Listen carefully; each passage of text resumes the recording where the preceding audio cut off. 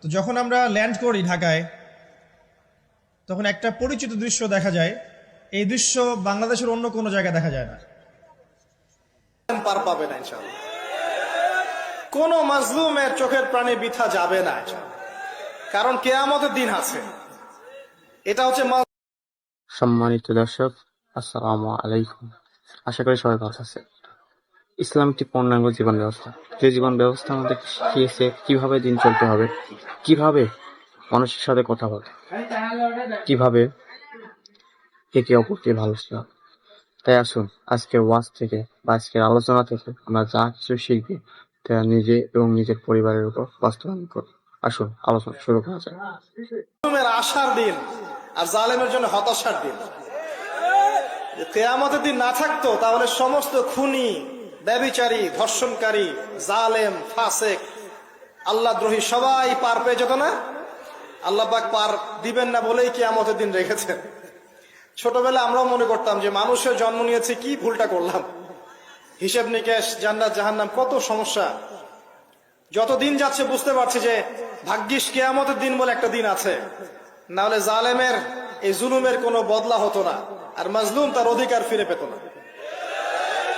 তো 50,000 বছরের সমান ওই দিন মানুষ অস্থির হয়ে যাবে এই কারণে বিচার শুরু হচ্ছে না কেন।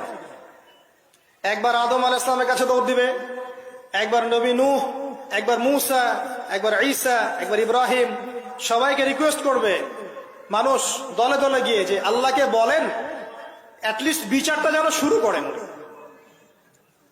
অপেক্ষা করা কাজটা কষ্টকর না ভাই? কারোর জন্য অপেক্ষা করা কষ্টকর না? অপেক্ষা করতে করতে ঘামে একদম গলা পর্যন্ত ডুবে যাবে। আল্লাহ পাক হেফাজত করুন আমাদেরকে। ওই 7 শ্রেণীর মানুষের মধ্যে আল্লাহ পাক আমাদেরকে আশ্রয় দান করুন, আল্লাহুম্মা আমিন। এরপরে যেটা বলছিলাম যে এই 50,000 বছরের সমান দিনে একজন ব্যক্তি আপনার আমার জন্য সুপারিশ করবে, তার নাম কি? এবার হাত উঁচু করেন, কতজন আপনাদের মধ্যে ওই ব্যক্তির সাল্লাল্লাহু আলাইহি ওয়াসাল্লাম তার জীবনী পড়েছেন জীবনে একবার? অনেস্টলি বলবেন, সততার সাথে হাত নামান। এবার চিন্তা করেন, এই যে আমরা স্লোগানগুলো দেই যে আল কোরআনের আলো ঘরে ঘরে জালো, নারায়ে তাকবীর, আল্লাহু আকবার, স্লোগান দেই না অনেক? বাস্তবতা স্লোগানের মধ্যে পার্থক্য নাই। যখন আপনি দেখবেন প্রতিটা যুবক বা প্রত্যেক ব্যক্তি আমাদের সমাজের মধ্যে নবী সাল্লাল্লাহু আলাইহি ওয়াসাল্লামের জীবনী সম্পর্কে ভালো ধারণা রাখে, কোরআনুল কারীম মাশাআল্লাহ তেলাওয়াত করতে জানে, কোরআনের অর্থ বোঝার চেষ্টা করে, মাশাআল্লাহ হকপন্থী আলেম ওলামাদের কাছে যায়, আত্মশুদ্ধি অর্জন করে, হালাল খায়, পারিবারিক আদর্শ সুন্দর করে গড়ে তোলার চেষ্টা করে, ন্যায়ের পথে থাকে, অন্যায় করে না, তখন অটোমেটিকলি কোরআনের আলো ঘরে ঘরে জ্বলবে না? তাহলে মূল কাজটা কি? আইওয়াশ এবং শোডাউন করা, না মূল কাজ করা? মূল কাজটা কি? আমরা কিন্তু মূল কাজটা করতে চাচ্ছি না, বা মূল কাজটাকে আমরা ততটা গুরুত্ব দিচ্ছি না যতটা যৌগিক বিষয়গুলোকে গুরুত্ব দিচ্ছি। আর এই কারণে দীর্ঘদিন থেকে দেখছি যে উম্মার অবস্থা মোটামুটি অপরিবর্তনীয় আছে, বরং দিন দিন ডে বাই ডে আস্তে আস্তে অধঃপতন হচ্ছে। আপনি হয়তো প্রশ্ন করতে পারেন আমার দিকে আঙ্গুল তাক করে, কে বললো আপনাকে অধঃপতন হচ্ছে? আমরা তো দেখছি উন্নতি, অগ্রগতি, প্রগতি। আমি বিনয়ের সাথে বলবো আর 10টা থেকে 20টা বছর অপেক্ষা করেন। 5 বছর আগে বিনয়ের সাথে বলেছিলাম যে 10 বছর অপেক্ষা করেন, কাগজের টাকা বলে কিছু থাকবে না। আস্তে আস্তে সোসাইটি ওইদিকে যাবে, এবং এগুলো কোনোটাই অ্যাক্সিডেন্টলি অটোমেটিকলি হচ্ছে না, এর পিছনে একটা মাস্টার মাইন্ড কাজ করছে। পুরো বিশ্বের পিছনে একটা মাস্টার মাইন্ড কাজ করছে। একটা সভ্যতা চাচ্ছে সারা বিশ্বের মানুষ ওর দাস হয়ে থাক, এবং তাদের এক একটা এজেন্ডা আস্তে আস্তে বাস্তবায়িত হচ্ছে। এবং মাশাআল্লাহ আমরাও হালুয়া রুটি এবং সেমাই খাচ্ছি, মাশাআল্লাহ আমরাও খাচ্ছি খোরমা, জিলাপি, হালুয়া রুটি, সেমাই, এগুলো আমরাও খেয়ে যাচ্ছি মাশাআল্লাহ। আল্লাহ পাক আমাদের হৃদয়ের চোখগুলো যেন খুলে দেন, আল্লাহুম্মা। ক্যাশলেস সোসাইটি চায় তারা, ক্যাশলেস সোসাইটি, মানে সোসাইটির মধ্যে কোনো ক্যাশ থাকবে না, ডিজিট থাকবে, খালি ডিজিট। এক হালি কলা কিনবেন, আপনি 40 ডিজিট পাস করে দিবেন। কলাওয়ালা 40 ডিজিট পেল, ওর দরকার এখন ধরেন মাছ, ও 40 ডিজিটের মাছ কিনবে।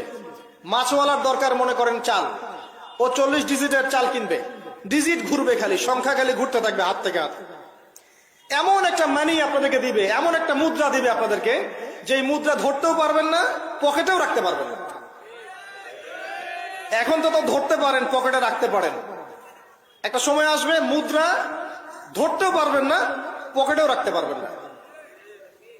এবং এগুলোর মান তারা নিয়ন্ত্রণ করবে। যখন দেখবে যে আপনার মধ্যে তাওহীদ বেশি আছে, ইসলামের চেতনা বেশি আছে, দ্বীনের ফিকির বেশি, ইসলাম ইসলাম করছেন, আপনার মান কমে যাবে টাকা। যদি দেখে আপনার মধ্যে দাসত্ব আছে, ওরা যা বলছে আপনি সামিআনা ওয়া আতা'না বলছেন, ইয়েস স্যার ইয়েস স্যার করছেন, আপনি উন্নতি, অগ্রগতি, প্রগতি পাবেন। হ্যাঁ, যারা এগুলো লঞ্চ করছে তারা আবার তাদের সম্পত্তিগুলোকে গোল্ড এবং সিলভারে কনভার্ট করছে অলরেডি। দেখেন বড় বড় ওদের ব্যাংকগুলোকে দেখেন, সব গোল্ড এবং সিলভারে কনভার্ট করছে। ওই ইসরায়েলের দিকে তাকিয়ে দেখেন, ও তার সমস্ত সম্পত্তিগুলোকে, বেশিরভাগ সম্পত্তিগুলোকেই সাস্টেইনেবল গোল্ডে কনভার্ট করছে। ও আমাদের মতো বোকা নয়। শোনেন কেমন বোকা নয়, বিগত 70 বছরে মুসলিমদের নাকের ডগার উপরে বসে 4টা যুদ্ধে মুসলিমদেরকে পরাজিত করে দিয়েছে ইসরায়েল। বিগত 70 বছরে ওরা প্রথমে ব্রিটেন, তারপরে আমেরিকার হাত ধরে বিশ্বের এমন একটা জায়গায় এসেছে যে এই জায়গা থেকে তারা বিশ্বের পলিটিক্স, ইকোনমিক্স, মিডিয়া, প্রযুক্তি, ফাইন্যান্স সব নিয়ন্ত্রণ করার শক্তি অর্জন করেছে অলরেডি। আপনি ভাবছেন করবে? অনেকে মনে করে এটা ভবিষ্যৎ বক্তা মনে হয়। আমি বলছি যে বর্তমান সম্পর্কে আপনি খবর রাখেন না বলেই বর্তমানকে আপনার ভবিষ্যৎ মনে হচ্ছে। এটা বর্তমান, এটা ভবিষ্যৎ না। ভবিষ্যতে তো সে সারা বিশ্বকে রুল করবে ইনশাআল্লাহ তাআলা। না হলে তো সে মাসিহুদ দাজ্জালের ফলোয়ারই হতে পারবে না। আর দাজ্জাল তো সারা বিশ্বকে শাসন করবে এবং তাকে ফলো করবে জিউসরাই।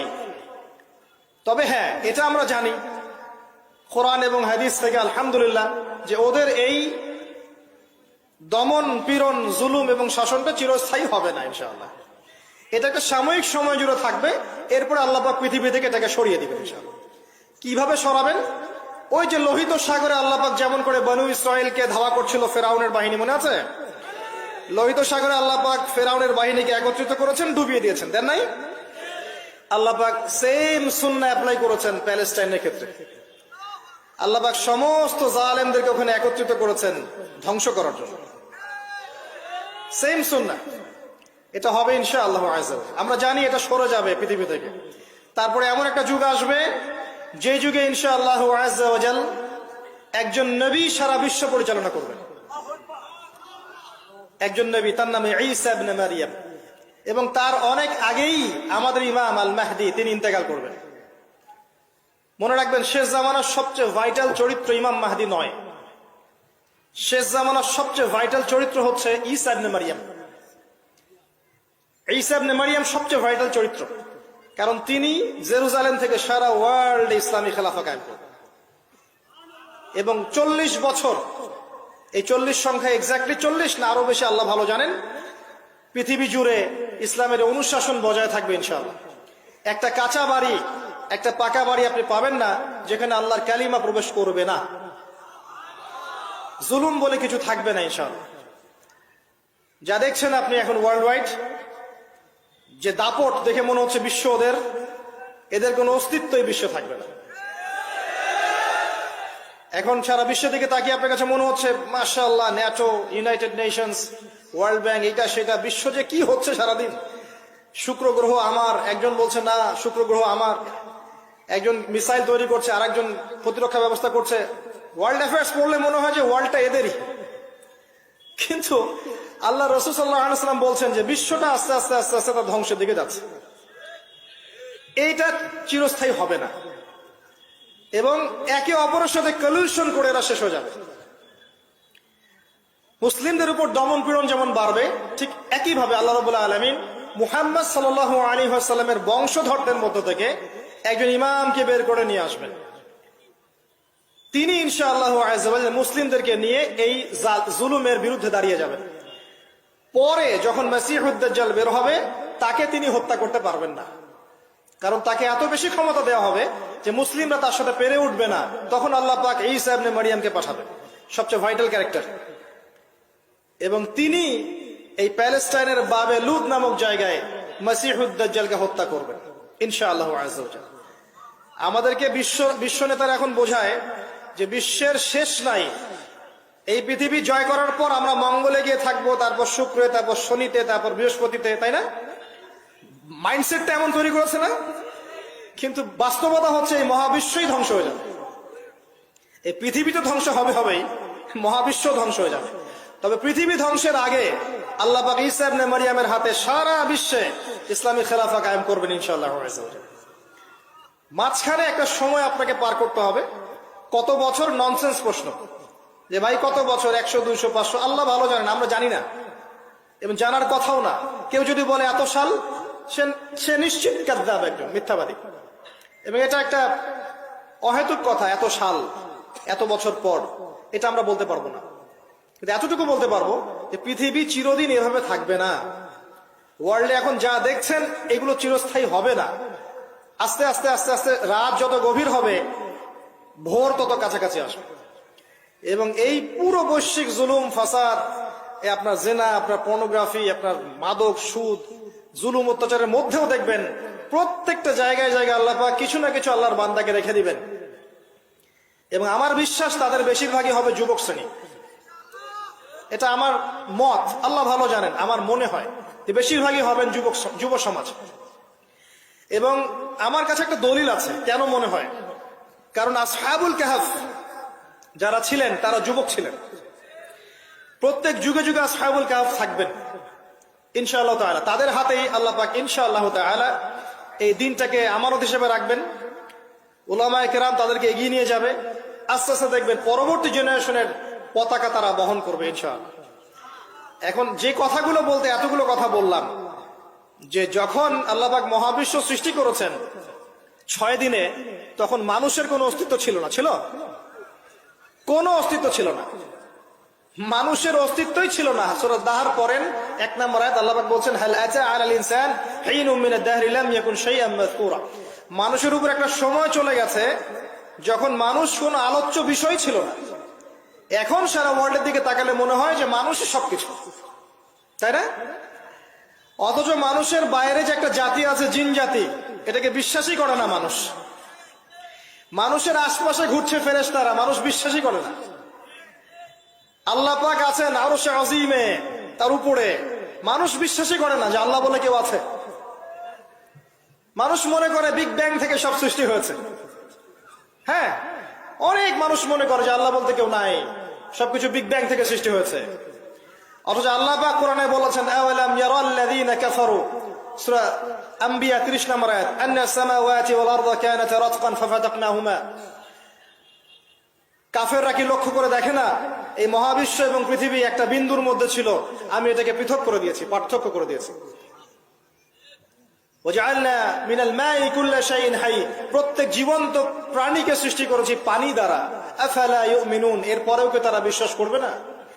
যারা সায়েন্সের ছাত্র, নিউক্লিয়াস সম্পর্কে পড়ে দেখেন, সাইটোপ্লাজম সম্পর্কে পড়ে দেখেন, ওখানে কতটুকু পানি আছে, কত অংশ পানি আছে। আল কোরআন বৈজ্ঞানিক, সম্পূর্ণ বৈজ্ঞানিক, কিন্তু বিজ্ঞান কোরআনিক হতেই হবে জরুরি না। বিজ্ঞানের কোনটা সত্য কোনটা মিথ্যা এটা কোরআন দিয়ে মানদণ্ড হিসেবে যাচাই করা যাবে। কোরআনের কোনটা সত্য কোনটা মিথ্যা এটা বিজ্ঞান দিয়ে যাচাই করা যাবে না।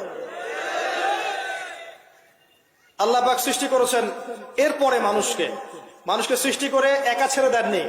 আল্লাহ পাক প্রথমে নাম শিখিয়েছেন, সমস্ত জ্ঞান শিখিয়েছেন কাকে? আদম আলাইহিস সালামকে। ওয়াল্লামা আদম আল আসমা কুল্লাহা, মহাবিশ্বের সমস্ত নাম আমি আদমকে শিখিয়েছি। সুবহানাল্লাহ। আমাদের পিতা আদম আলাইহিস সালামের ডিএনএ এর মধ্যে জ্ঞান ছিল, সমস্ত জ্ঞান ছিল যা আল্লাহ পাক শিখিয়েছেন। বাই ডিএনএ আমাদের মধ্যে জ্ঞানগুলো এসেছে, এমনি এমনি আসেনি। মানুষ একটা বুদ্ধিবৃত্তিক প্রাণী না? অটোমেটিকলি কি মানুষ জ্ঞান শিখে ফেলেছে? আল্লাহ এই জ্ঞান আদম আলাইহিস সালামকে শিখিয়েছেন। তার বংশধরদের মধ্যে জ্ঞান ছড়িয়ে পড়েছে। এরপর আল্লাহ পাক জান্নাতে রেখেছেন, শর্ত দিয়েছেন কি, ওয়ালা তাকরাবু ওয়ালা তাকরাবা হাযিহিশ শাজারা, তোমরা দুজন এই গাছের কাছে যাবে না। পরীক্ষা, গাছটার নাম কি? এটা হচ্ছে ওই প্রশ্নের মতো ঈসা আলাইহিস সালাম কবে আসবেন। গাছটার নাম কি? এটা ওই প্রশ্নের মতো যে দাজ্জালের আসল নাম কি হবে, ইমাম মাহদী কত সালে আসবেন। এগুলো ওই প্রশ্নের মতো যে ওই গাছটার নাম কি ছিল। প্রয়োজন নাই গাছের নামের আমার। গাছটা ছিল একটা টেস্ট, পরীক্ষা। গাছের কাছেও যেও না। চলে গেলেন, কার প্ররোচনা চলে গেলেন? ইবলিস। তার নাম কি? ইবলিস। আচ্ছা, ইবলিস আমল করতো না? ইবলিস ফেরেশতাদের সর্দার ছিল না? কি কারণে আল্লাহ পাক তাকে বহিষ্কার করলেন? অহংকার, রাইট। আবা ওয়াস্তাকবার, সিজদা করি নাই। খলাকতানি মিন নার ওয়া খলাকতাহু মিন তিন, আমাকে সৃষ্টি করেছেন কি দিয়ে? আগুন। তাকে সৃষ্টি করেছেন মাটি। এটাকে বলে আত্ম অহংকার, ইগো। মনে রাখবেন, আপনার যত বড় সার্টিফিকেট থাকুক, কেমব্রিজ থেকে, অক্সফোর্ড থেকে, হার্ভার্ড থেকে বা দারুল উলুম থেকেই, যদি আপনার কাছে অনেক বড় বড় সার্টিফিকেট থাকে কিন্তু মনের মধ্যে অহংকার থাকে, আপনার মনের মধ্যে নূর আসবে না। যদি আসতো তাহলে ইবলিসের মনে আসতো। তার জ্ঞানের কোনো কমতি ছিল না। ওয়াস্তাকবার, সে অহংকার করেছে। আর অহংকার কাকে বলে? মাতারুন নাস মাতারুল হক ওয়া গামতুন নাস, সত্যকে প্রত্যাখ্যান করা এবং অন্যদেরকে ছোট করা, আন্ডার এস্টিমেট করা। আর আমাদের সংস্কৃতি এখন হচ্ছে অন্যকে আন্ডার এস্টিমেট করা। আমাদের চরিত্রই হয়ে গেছে এমন, গীবত, তোহমত, অপবাদ, সমালোচনা, কাদা ছড়াছড়ি, চুল ছেঁড়াছেড়ি, এগুলোই সংস্কৃতি। যতক্ষণ আমরা এই কাজগুলো করতে থাকি ততক্ষণ ওই যে ইসরায়েল, সে আরো 10টা মিসাইল বানিয়ে ফেলে। এই জন্যই বলি যে আমরা মাঝে মাঝে জিলাপি খাই, খোরমা খাই। তো যখন আমরা ল্যান্ড করি ঢাকায়, তখন একটা পরিচিত দৃশ্য দেখা যায়। এই দৃশ্য বাংলাদেশের অন্য কোনো জায়গায় দেখা যায় না। সেটা হলো বাক্সে বাক্সে বন্দি জীবন। উঁচু উঁচু কিছু ইমারত দেখা যায়, ইট কাঠ পাথরের কিছু ইমারত, ছোট ছোট বাক্সের মতো, আকাশ থেকে বাক্সের মতো লাগে দেখতে। তো এই যে বাক্সে বাক্সে বন্দি জীবন, এই দৃশ্যটা ঢাকাতে আসলে দেখা যায়। দেখুন, রাসূলুল্লাহ সাল্লাল্লাহু আলাইহি ওয়াসাল্লাম, একটু মনোযোগের সাথে শুনতে হবে। যখন আমরা ল্যান্ড করি তখন কি দেখি? দেখি হাইলি কনস্ট্রাক্টেড বিল্ডিংস। ঢাকায় আমরা দেখি হাইলি কনস্ট্রাক্টেড বিল্ডিংস। আজকে থেকে 200 বছর আগে এমন দৃশ্য কেউ দেখেছে কিনা আমার জানা নাই। তবে একটা হাদিস থেকে আমি আলোচনা শুরু করি, তাহলে বুঝতে পারবেন। নবী সাল্লাল্লাহু আলাইহি ওয়াসাল্লাম মসজিদে বসে আছেন, মসজিদের মধ্যে, নববীর মধ্যে, এবং হাদিসটা তার ইন্তেকালের অল্প কিছুদিন আগের হাদিস। এটা প্রারম্ভিক সময়ের হাদিস নয়, শেষের দিকের হাদিস। কোরআনের যেমন শানে নজুল আছে, হাদিসেরও কিন্তু শানে নজুল আছে। ঠিক আছে? কোরআনের যেমন শানে নজুল আছে, এক একটা আয়াত এক একটা প্রেক্ষাপট এসেছে, নাজিল হয়েছে, ঠিক একইভাবে হাদিসেরও কিন্তু শানে নজুল আছে। নবী সাল্লাল্লাহু আলাইহি ওয়াসাল্লামের জীবনের শেষের দিকের হাদিস এটা। তিনি মসজিদে বসে আছেন, একজন ব্যক্তি মসজিদে প্রবেশ করলেন, শুভ্র সাদা কাপড় পরিহিত, ধবধবে সাদা, অতি উত্তম কাপড়, পরিচ্ছন্ন, প্রবেশ করলেন এবং রাসূল সাল্লাল্লাহু আলাইহি ওয়াসাল্লামের হাঁটুর সাথে হাঁটু লাগিয়ে বসলেন। ঠিক আমরা যেমন আত্তাহিয়াতু পড়ার সময় যেভাবে বসি নামাজে, এভাবে। আমার কথা কি বুঝতে পারছেন? আচ্ছা, এবার নবী সাল্লাল্লাহু আলাইহি ওয়াসাল্লামকে তিনি ব্যাক টু ব্যাক 4টা প্রশ্ন করছেন। এক নম্বর বলছেন, ইয়া মুহাম্মদ, হে মুহাম্মদ সাল্লাল্লাহু আলাইহি ওয়াসাল্লাম, আখবিরনি আনিল ইসলাম, আমাকে ইসলাম সম্পর্কে বলুন। নবীজি বললেন, ইসলাম হচ্ছে কালিমা, আল্লাহ এক সাক্ষ্য দেয়া, নবী মুহাম্মদ সাল্লাল্লাহু আলাইহি ওয়াসাল্লামকে সর্বশেষ রাসূল সাক্ষ্য দেয়া, সালাত কায়েম করা, যাকাত দেয়া, রমাদান মাসে সওম রাখা এবং সামর্থ্য হলে হজ করা, এই হলো ইসলাম। তিনি বললেন, সাদাকতা, আপনি সত্য বলেছেন। ওমর রাদিয়াল্লাহু আনহু বলছেন, ফাআজিবনা লাহু ইয়াসআলুহু ওয়া ইউসাদ্দিকুহু, আমরা তার প্রশ্ন শুনে অবাক হয়ে গেলাম। সে নিজেই প্রশ্ন করছে, নিজেই আবার সত্যায়ন করছে। যে প্রশ্ন করছে সে তো জানার জন্য প্রশ্ন করছে। ছাত্র যদি ওস্তাদের কাছে প্রশ্ন করে যে ওস্তাদ এটা কি, ওস্তাদ বলে এটা এই, তখন সেই ছাত্র যদি বলে যে আপনি সত্য বলেছেন, তার মানে এই ছাত্র আগে থেকে উত্তরটা জানতো, তাই নয় কি? তার মানে এই প্রশ্ন করে আগে থেকেই জানে যে উত্তরটা কি হবে। তো দ্বিতীয় প্রশ্ন করছেন তিনি, বলছেন আখবিরনি আনিল ঈমান, ঈমান কি, আমাকে ঈমান সম্পর্কে বলুন। নবী সাল্লাল্লাহু আলাইহি ওয়াসাল্লাম বলছেন ঈমান হচ্ছে 6টা বিষয় বিশ্বাস করা। তুমিনা বিল্লাহ, আল্লাহ বিশ্বাস করবে, ওয়া মালাইকাতিহি, তার ফেরেশতা মণ্ডলীর প্রতি, ওয়া কুতুবিহি, তার সমস্ত আসমানি কিতাবের প্রতি, ওয়া রুসুলিহি, তার সমস্ত রাসূলগণের প্রতি, ওয়াল ইয়াউমিল আখির, পরকালের প্রতি, ওয়াল কদরি খায়রি ওয়া শাররি, তাকদীরের ভালো মন্দের প্রতি। এই 6টা পিলারে বিশ্বাস করলে আপনি মুমিন হলেন। প্রশ্নকারী বলছে সাদাক্তা, আপনি সত্য বলেছেন। আবারও তৃতীয় প্রশ্ন করছেন, আখবিরনি আনিল ইহসান, হে মুহাম্মদ সাল্লাল্লাহু আলাইহি ওয়াসাল্লাম, আমাকে ইহসান সম্পর্কে বলুন, ইহসান কি জিনিস? নবী সাল্লাল্লাহু আলাইহি ওয়াসাল্লাম বলছেন ইহসান হচ্ছে আন তা'বুদাল্লাহা কাআন্নাকা তারাহ, তুমি এমন ভাবে আল্লাহর ইবাদত করবে যেন তুমি আল্লাহকে দেখতে পাচ্ছ। ওয়া ইল্লাম তাকুন তারাহু ফাইন্নাহু ইয়ারাক, যদি তুমি আল্লাহকে দেখতে না পারো জেনে রাখবে আল্লাহ ঠিকই তোমাকে দেখছেন। এই আল্লাহ কনসিয়াসনেসের নাম হচ্ছে ইহসান। কি নাম? ইহসান। ইসলামের ভিত্তি পেলাম 5টা, ইমানের কয়টা পেলাম? 6টা। আর ইহসানের ব্যাখ্যা কি পেলাম? আল্লাহ কনসিয়াসনেস, মানে আল্লাহকে হাজির নাজির জেনে ইবাদত করা। কেউ যদি আল্লাহকে হাজির নাজির জেনে ইবাদত করে সে কিন্তু পাপ করতে পারবে না, তার নামাজে মনোযোগ কিন্তু ডানে বামে যাবে না ইনশাআল্লাহ। তো তিনি বললেন সত্য বলেছেন আপনি। এবার চতুর্থ প্রশ্ন করছেন তিনি যে আখবিরনি আনিস সাআ, আমাকে কিয়ামত সম্পর্কে বলুন, কিয়ামত কবে হবে? তখন নবী সাল্লাল্লাহু আলাইহি ওয়াসাল্লাম বলছেন মাল মাসউলু আনহা বিআ'লামা মিনাস সাইল, এ বিষয়ে প্রশ্নকারীর চেয়ে উত্তরদাতার জ্ঞান বেশি নয়। এই বিষয়ে প্রশ্নকারীর চাইতে উত্তরদাতার জ্ঞান বেশি নয়, মানে কেউই জানে না কিয়ামত এক্স্যাক্টলি কবে হবে। তখন প্রশ্নকারী থেমে যাচ্ছেন না, প্রশ্নকারী আবার প্রশ্ন করছেন, 5 নম্বর প্রশ্ন, যে ফাখবিরনি আন আমারাতিহা, তাহলে আমাকে কিছু আলামত বলেন কিয়ামতে কিছু আলামত বলেন। নবী সাল্লাল্লাহু আলাইহি ওয়াসাল্লাম অনেক আলামত বলতে পারতেন কিন্তু, এবং তিনি বলেছেন, সারা জীবনে তিনি অসংখ্য আলামত বলেছেন।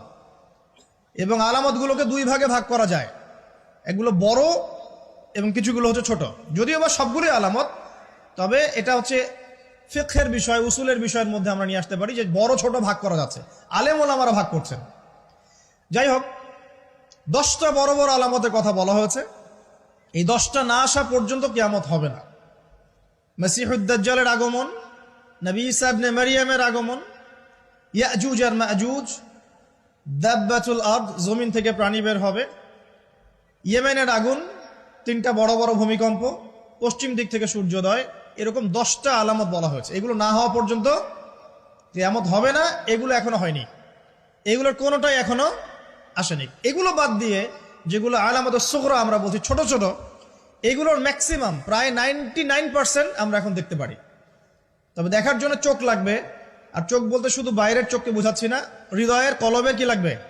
চোখ লাগবে। আমি আপনার কলবের চোখ দিয়ে আপনাকে শহরটাকে চেনাচ্ছি। আপনার এই হাদিসে নবী সাল্লাল্লাহু আলাইহি ওয়াসাল্লাম অনেকগুলো আলামত না বলে মাত্র 2টো আলামত বলেছেন। কয়টা? মাত্র 2টো। আমি বলছি জীবনের শেষের দিকের হাদিস, শেষ সময় তো আমরা বেশি নসিহত করতে যাবো, তাই না? মনে করেন আপনার পিতা মৃত্যুসজ্জায়, আল্লাহ না করুক, এখন তিনি আপনাকে ওসিয়ত করছেন যে বাবা এইটা করবা, এইটা করবা না, মায়ের যত্ন নিও, বোনদের যত্ন নিও, ইত্যাদি ইত্যাদি। তখন তার ওসিয়তগুলোকে আপনি কত গুরুত্বের সাথে গ্রহণ করবেন, এবং সেই সময় যত ইম্পর্টেন্ট কথা থাকবে সেগুলোই তো মানুষ বলবে, তাই নয় কি? সবচেয়ে ইম্পর্টেন্ট কথাগুলোই মানুষ বলবে। তো নবী সাল্লাল্লাহু আলাইহি ওয়াসাল্লাম এদিকে এসে মাত্র 2টো সাইনের কথা বলছেন।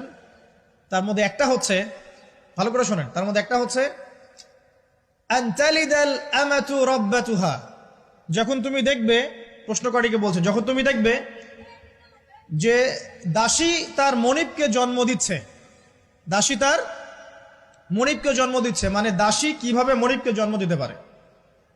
দাসী কি মনিবকে জন্ম দিতে পারে? উত্তর, এখানে 3টা ব্যাখ্যা হতে পারে। কয়টা ব্যাখ্যা? 3টা। এছাড়াও আরো ব্যাখ্যা হতে পারে, হয়তো আল্লাহ পাক সেটা আমাদের জেহেনে হয়তো এখনো দেন নাই, হয়তো এমন কেউ আসবে পরবর্তী জেনারেশন, তারা হয়তো আরো ব্যাখ্যা করতে পারবে। তবে 3টা ব্যাখ্যা এখন পাওয়া যায়। 1 নাম্বার, দাসী তার মনিবকে জন্ম দিবে অর্থ হচ্ছে পিতা মাতার সাথে দাস দাসীর মতো আচরণ করা হবে, এবং এটাও কিন্তু কিয়ামতের আগের একটা বড় নিদর্শন যে পিতা মাতার সাথে দাস দাসীর মতো আচরণ করা হবে, এবং যেটা এখন হচ্ছে।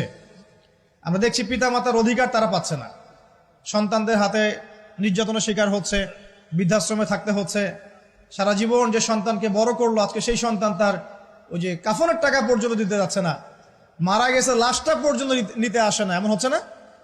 এবং বস্তুবাদী শহরগুলোতে তো এটা বেশি। আর আমাদের শহরটা বস্তুবাদী না? তো আমাদের শহরে মানুষ বস্তুবাদী না? মানুষ বস্তুবাদী, কেউ অন্যের দিকে তাকানোর সময় নাই। এটা বোঝার জন্য আপনাকে ফ্লাইওভারে উঠতে হবে। ফ্লাইওভারে উঠে দাঁড়িয়ে থাকেন, দেখেন মানুষ ছুটছে নিজের চরকায় তেল দেওয়ার জন্য, কারো দিকে তাকানোর সময় নাই। এই সকাল থেকে শুরু হয়, রাত একদম 3টা-4টা পর্যন্ত এটা চলছে, সারাদিন 24/7। উদ্দেশ্য কি? দুনিয়া। অল্প কিছু মানুষের বাইরে আছে যাদের উদ্দেশ্য আখেরাত, বেশিরভাগের উদ্দেশ্য কি? দুনিয়া। বাড়ি, গাড়ি, টাকা, জমি জমা, স্ট্যাটাস, দ্যাটস অল। মানে মানুষের এই কনসেপ্টটাকে বলা হয় মেটেরিয়ালিজম। কি বলে? মেটেরিয়ালিজম মানে বস্তুবাদিতা। কি বলে? কথা বলেন। বস্তুবাদিতা। এই বস্তুবাদী সভ্যতা কারা ছিল? ওই যে পশ্চিমারা, ইউরোপিয়ান সিভিলাইজেশন, এরা সবাইকে বস্তুবাদিতা শিখিয়েছে। মুমিনের চিন্তা থাকে পরকাল কেন্দ্রিক, যে কাজে পরকালের স্বার্থ আছে আমি সেই কাজ করব, যেই কাজে পরকালের স্বার্থ নাই আমি করব না। এটা মুমিনের চিন্তা। আর কাফের, মুশরিক, বেদিন, ফাসেক, মুনাফিকদের চিন্তা হচ্ছে যেখানে দুনিয়ার স্বার্থ ওখানে থাকবো, দুনিয়ার স্বার্থ নাই থাকবো না। এই যে দুনিয়ার স্বার্থে মানুষের সারাটা জীবন ক্ষয় করে দেয়া, এর নাম বস্তুবাদিতা, মেটেরিয়ালিজম বলে এটাকে। যাই হোক, আমাদের শহরের বেশিরভাগ মানুষ কি বস্তুবাদী না? এখন সবাই দেখবেন, আমি বুঝাচ্ছি, আমি যতটা পারছি সহজ করার চেষ্টা করছি। ম্যাক্সিমাম আমাদের শহরের মানুষ এখন বস্তুবাদী। সবার চিন্তা একটাই, দুনিয়া, দুনিয়া আর দুনিয়া। যে দুনিয়া সম্পর্কে নবী সাল্লাল্লাহু আলাইহি ওয়াসাল্লাম বলেছেন, একটু শোনেন। যে মনে করেন এটা একটা মহাসাগর, নবী সাল্লাল্লাহু আলাইহি ওয়াসাল্লাম বলছেন এখানে একটা আঙ্গুল ঢুকিয়ে দাও, দিয়ে বের করো। এই আঙ্গুলে যতটুকু পানি আছে এটা দুনিয়া, আর এই পুরো মহাসাগরে যত পানি আছে এটা পরকাল। একদিন সাহাবীদেরকে নিয়ে নবী যাচ্ছেন সাল্লাল্লাহু আলাইহি ওয়াসাল্লাম, একটা মৃত গাধা বা বকরির বাচ্চা পড়ে আছে, মৃত গাধা বকরির বাচ্চা। সাহাবীদেরকে বলছেন, হে আমার সাহাবীরা, তোমরা কি এই বকরির বাচ্চাটাকে 1 দিরহামের বিনিময়ে কিনতে চাও? কিসের বিনিময়ে? 1 দিরহাম। দিরহাম কি জিনিস সেটা পরে বোঝাবো এখন ইনশাআল্লাহ, ওইগুলো এখন বুঝবেন না। দিরহাম কি জিনিস ওটা পরে বুঝবেন। দিরহাম থাকলে আর রিজার্ভ কমতো না। দিরহাম থাকতো যদি, কোনো কান্ট্রি রিজার্ভ আর কমতো না। রিজার্ভ কমে ডলারের ভিত্তিতে, আর ডলার হচ্ছে এখন সারা ওয়ার্ল্ডের ডমিনেটিং কারেন্সি, ওটাকে হার্ড কারেন্সি বলে। মানে আপনি তেল কিনতে চান, 1 কোটি টাকা ব্রিফকেসে নিয়ে আমাদের আবু ধাবিতে চলে যান, গিয়ে শেখদেরকে বলেন যে আমাকে 1 কোটি টাকার তেল দেন, 1 ফোঁটাও তেল দিবেন আপনাকে, দিবে না। যতক্ষণ আপনি ওই টাকাটাকে ডলারে কনভার্ট করবেন তারপর দিবেন, আপনাকে তখন সুন্দর মতো তেল দিবে। এই dollar petrol, dollar petrol, petrol ছাড়া ডলারের এক্সচেঞ্জ নাই। এটা হচ্ছে পেট্রো ডলার মনিটরিং সিস্টেম। এবং এটা নিয়ে কথা বললে আবার এক শ্রেণীর ঘুমটাওয়ালা শায়েখ আছে, বলবে খারেজি হয়ে গেছে। যাই হোক, এটা একটা জুলুম। কিরকম জুলুম? যে আপনি আপনার ইকোনমিক পুরো ব্যালেন্সটাকে ডলারের মানদণ্ডে যাচাই করতে হবে। আপনি যতই সমৃদ্ধশালী হন না কেন, আপনি ওই হার্ড কারেন্সিকে টেক্কা দিতে পারবেন না। আপনার কাছে গোল্ড আছে, মনে করেন সোনা, এখন সোনাটাকে আপনি যে ভাঙাবেন, ভাঙিয়ে যে মানে কান্ট্রির অন্যান্য ডেভেলপমেন্টের কাজে লাগাবেন, তার জন্য ডলারের সিঁড়ি পার হয়ে যেতে হবে আপনাকে। অথচ এই দিনার এবং দিরহাম রাসূল সাল্লাল্লাহু আলাইহি ওয়াসাল্লামের যুগের কারেন্সি ছিল, দিনার দিরহাম, যার ইন্ট্রিনসিক ভ্যালু বা অন্তর্নিহিত মান কখনো কমে যাবে না। দেখাচ্ছি, দাঁড়ান, আমি এমনি এমনি করে কথা বলি না। আসহাবুল কাহফ কত বছর ঘুমিয়েছিলেন বলেন? 309 বছর। 309 বছর। পকেটের মধ্যে কিছু কয়েন ছিল, সোনার আর রূপার কয়েন। এই এলাকা ছেড়ে চলে গেছে, গুহার মধ্যে ঘুমিয়েছে, রাত কাটাবে, আল্লাহ পাক ঘুম পাড়িয়ে রেখেছেন 309 বছর। 309 বছর ঘুম থেকে ওঠার পর তারা বলছে, কেম লাবিস্তুম, তোমরা কতদিন ঘুমিয়েছো? একজন বলছে লাবিস না ইয়াওমান আও বা'দা ইয়াওম, একদিন ঘুমিয়েছি বা একদিনের কিছু অংশ ঘুমিয়েছি। ঠিক আছে, ঘুম থেকে উঠেছে, এখন ক্ষুধার্ত আমরা, যাও এই মুদ্রাগুলো নিয়ে বাজারে যাও, বাজারে গিয়ে দেখো ফালয়ানজুর আইয়ুহা আজকা তুআমা, খেয়াল করে দেখো কোন খাবারটা উত্তম পবিত্র, ওটা নিয়ে আসো। তো 309 বছর একটা মুদ্রা নিয়ে ঘুমানোর পরেও মুদ্রার মান কমে যায়নি। ওই টাকা দিয়ে ঠিকই রুটি কেনা গেছে। কারণ আপনি আপনার কারেন্সিগুলো নিয়ে 309 বছর ঘুমানো লাগবে না, আপনি 10 বছর ঘুমান। 10 লাখ টাকা নিয়ে 10 বছর ঘুমান, 10 লাখ টাকার মান যদি 9 লাখ টাকায় না নেমে আনছে তাহলে আমি নাম বদলাই ফেলাবো। এখন 1 লাখ দাঁড়ান ঠিক বলেন না, দাঁড়ান বোঝেন আগে। এখন এই যে 1 লাখ টাকার মানটা হারালেন আপনি, 1 লাখ টাকার মানটা আপনি হারিয়ে ফেললেন, তো ওই 1 লাখ টাকা আর্ন করার জন্য আপনাকে শ্রম দিতে হয়নি? আপনার মাথার ঘাম পায়ে ফেলতে হয়েছে না? তাহলে আপনার শ্রমটা গেল কোথায়? তাহলে কেউ আপনার শ্রমটা লুটে পুটে খেয়ে ফেললো। যেহেতু আপনার কারেন্সির মানটা ডলার বেসড, এই কারণে ওই মনিটরিং সিস্টেম যারা চালায় ওরা আপনার এভাবে করে শ্রমটাকে সিজ করে ফেলে দেবে। আর আমি যদি আপনাকে আমার ফার্মে কাজ করিয়ে সারাদিন কাজ করানোর পরে আপনাকে কোনো পারিশ্রমিক না দেই, শ্রমের কোনো মূল্য না দেই, আপনি আমাকে জালেম বলবেন না?